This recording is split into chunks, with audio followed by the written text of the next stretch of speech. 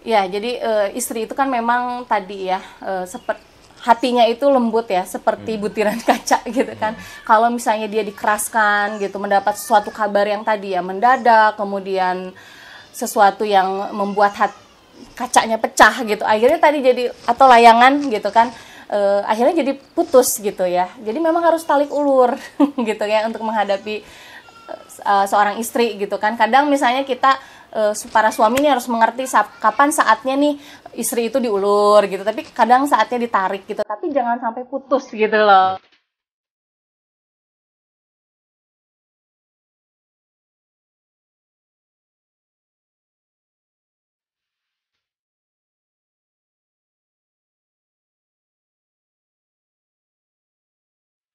Assalamualaikum warahmatullahi wabarakatuh. Apa kabar sahabat sekalian? Hari ini spesial, saya kedatangan seorang wanita cantik yang kita akan ngomongin tentang layangan putus ya.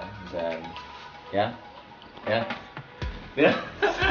Kayaknya jadi baper deh. Kayaknya hampir semua emak-emak, wanita-wanita di seluruh jagat plus 62 gitu ya. Netizen ini jadi pada galau gitu. Kenapa sih? Ada masalah apa? Kok jadi galau? Kan aku masalahnya. Kenapa?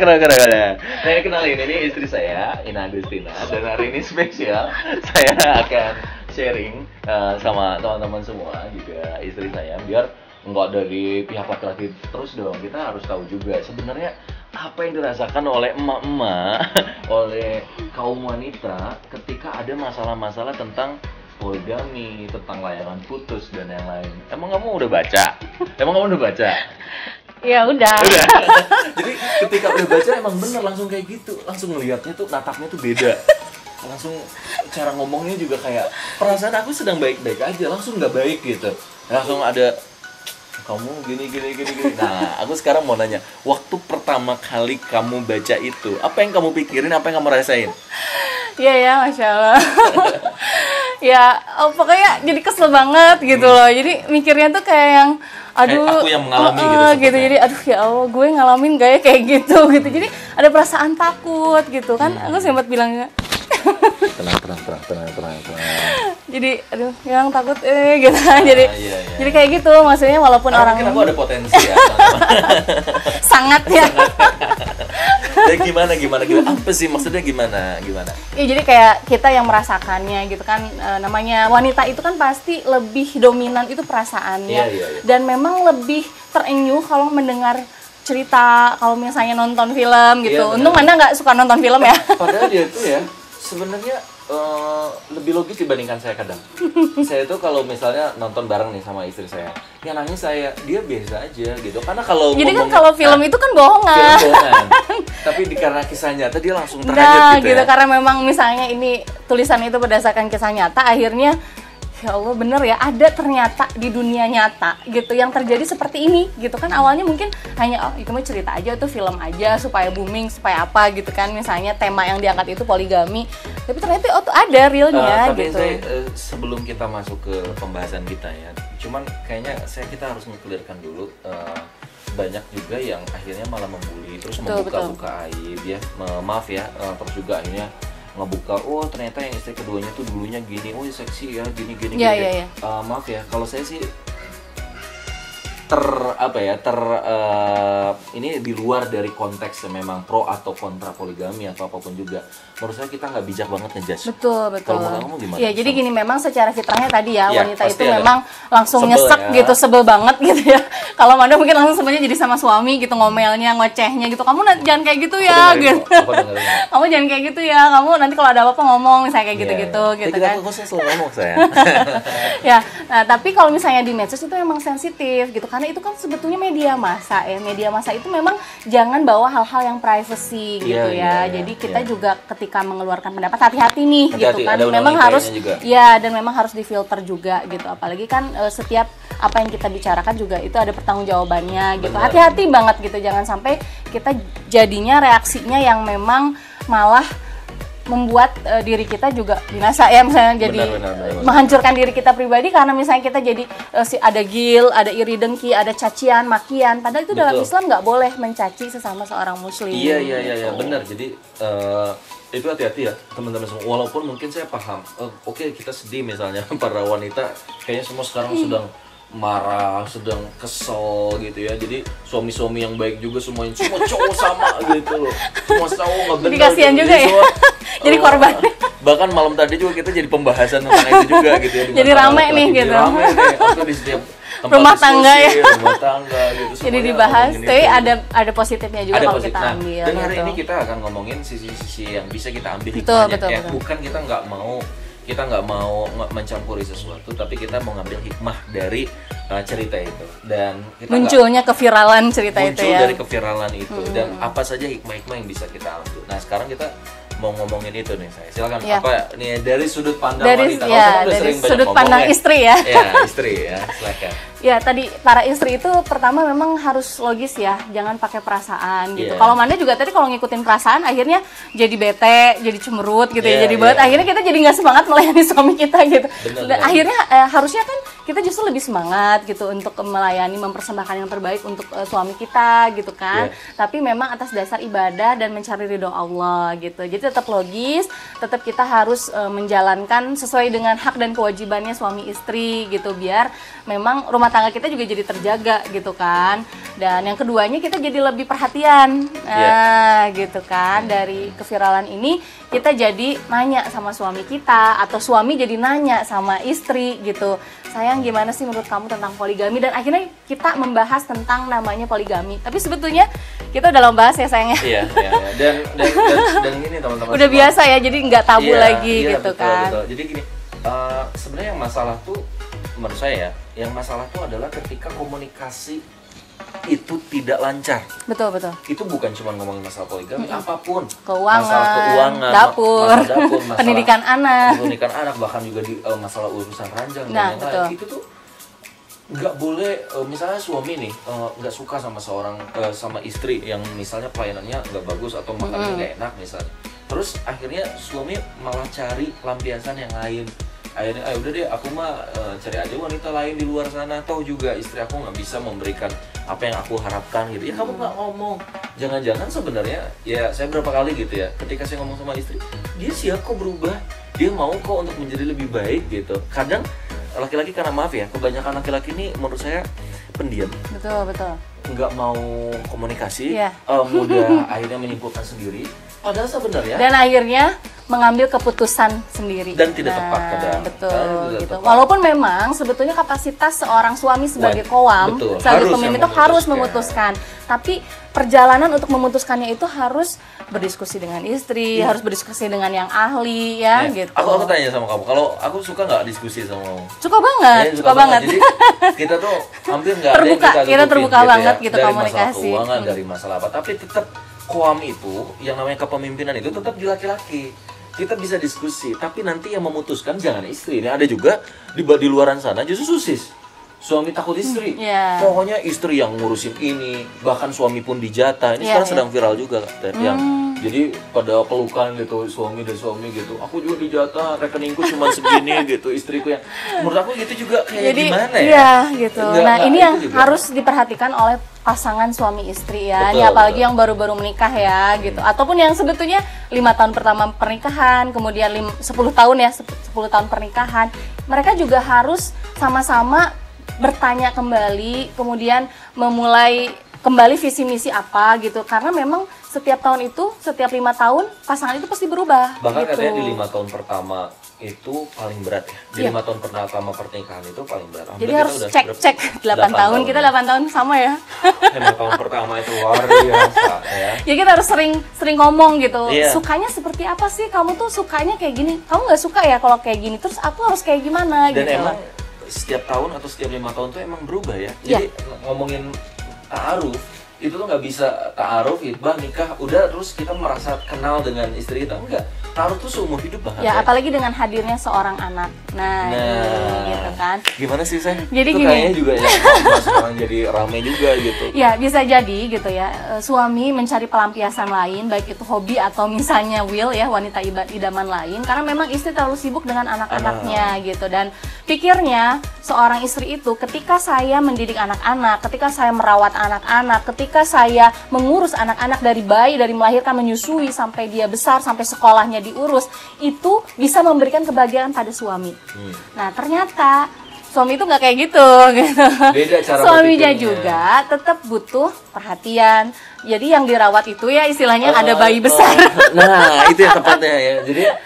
Jadi bayi suami itu bukan juga- hanya anak-anak, tapi ternyata suami itu bayi besar Bayi juga besar. yang harus diperhatikan, yang harus dirawat, yang harus Dimanja.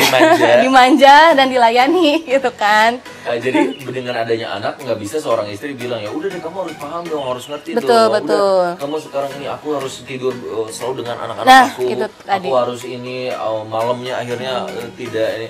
Bagaimanapun ya tetap ya seorang suami juga punya kebutuhan. Apalagi Betul, misalnya di luar sana ujiannya begitu berat, tontonan tayangan-tayangan, terus juga di dunia kerjanya gitu ya ujian begitu berat. Dan ketika seorang suami pulang lalu lihat misalnya rumah berantakan, istri nggak pakai baju yang disukai oleh suami gitu ya. Emang gimana ya, bingung juga. Kadang itu jadi kayak tuntutan ke seorang istri, tapi sebenarnya Itu kebutuhan, itu fakta ya. di lapangan yang akhirnya banyak kejadian orang-orang yang merasa ya saya gimana dong. Iya, dan gitu. suaminya nggak bilang sama Itu dia sang masalahnya. istri, karena suami itu kebanyakan kan tertutup tadi gitu Pendiam. kan. Nah, pendiam, makanya sang istri harus sering bertanya kepada suaminya gitu, apakah saya sudah cukup, apakah ada yang harus ditambahin, dikurangin gitu ya. Dan kalau misalnya teman-teman atau sahabat istri semuanya ya, ada yang merasakan oh enak dong suami kita juga capek-capek ngurus Benar, rumah benar, tangga, benar. ngurus anak gitu ya. Nah, kalau misalnya kita balik lagi ke situ, berarti kita masih belum mengerti tentang hak dan kewajiban seorang suami dan istri, bagaimana Benar, perannya. Kalau masih kita bertanya enak dong suami gitu ya, Iya. berarti kita ada real. Kayaknya gitu ya. Banyak sekarang wanita Iya. yang lu tuh enak banget, lu bisa keluar tiap hari. Padahal itu kan memang kewajibannya Betul. suami itu mencari nafkah, dilebihkan gitu ya, dilebihkan suami itu karena adanya mencari nafkah itu loh gitu. Dan memang istri itu tugasnya di dalam rumah tangga Jadi gitu. ratu rumah tangga. mendidik Kalau anak-anak. suami ya di luar gitu kan untuk mencari nafkah Fitrahnya ya. dan untuk mendidik umat. Jangan gitu. kebalik, suaminya di rumah, ngurusin rumah tangga, istrinya malah kerja. Banyak loh yang sekarang kayak gitu juga. Iya, sekarang ada yang seperti itu. Dan makanya Iya, ini sebetulnya dari mulai peran dan kewajiban Peran suami dan istri yang kewajiban. harus memahami dan sampai detail gitu ya hak dan betul. kewajibannya. Ternyata sampai sekarang pun jujur Manda selama 8 tahun Manda masih menghayati peran sebagai seorang istri, sebagai seorang ibu gitu. Dan ya gak cukup hanya baca buku gitu kan, hanya bacaan-bacaan tulisan-tulisan, gak cukup hanya itu gitu, tapi perlu pendalaman Jadi lebih. kembali ke layangan putus. Nah, ya, Kita kembali ke konteks layangan putus ya saya. jadi ke suami istri. Apa sih sebenarnya maksud dari layangan putus yang kamu tangkap dari cerita itu tuh? Lebih ke apa sih?